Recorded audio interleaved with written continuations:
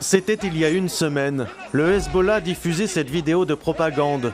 Sur fond de paroles menaçantes de son chef, Hassan Nasrallah, de longs tunnels, des motos, des véhicules et ce lanceur de missiles. Des images confirmant en partie les estimations de nombreux spécialistes du mouvement à propos de son impressionnant arsenal et qui donnent à voir la puissance acquise par l'organisation depuis sa création.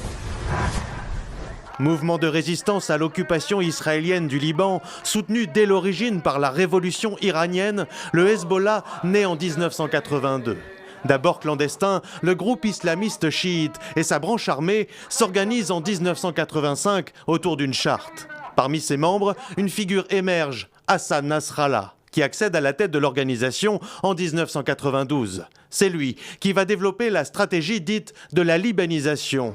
Dans ce pays, à l'état défaillant, il finance des aides sociales, met en place des institutions caritatives, construit des écoles. Un processus qui vise à enraciner le mouvement dans toutes les strates de la société libanaise jusqu'à l'hégémonie. Aujourd'hui, son influence est indéniable. La milice contrôle plusieurs zones du pays. La plaine de la Bekaa, toute la frontière avec la Syrie de Bachar el-Assad avec lequel le mouvement coopère, toute la banlieue sud de la capitale, Beyrouth, et enfin le sud du pays, lieu de tension avec Israël.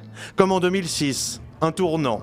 Après cette guerre, le Hezbollah change d'échelle. D'une guérilla de 10 000 hommes, la milice se transforme en une armée estimée à 50 000 soldats, avec plusieurs divisions et même une force d'élite. Des éléments qui démontreront leur capacité d'intervention extérieure en 2013, pendant la guerre civile syrienne. L'artillerie est aussi beaucoup plus performante et sophistiquée. D'après les experts, l'organisation dispose de drones, de roquettes d'artillerie lourde, de missiles balistiques, ainsi que de missiles anti-aériens, anti-chars et anti-navires, de quoi frapper Israël en profondeur. En 4 décennies, le Hezbollah est devenu tout autant une puissance régionale qu'une arme de dissuasion à la disposition de Téhéran.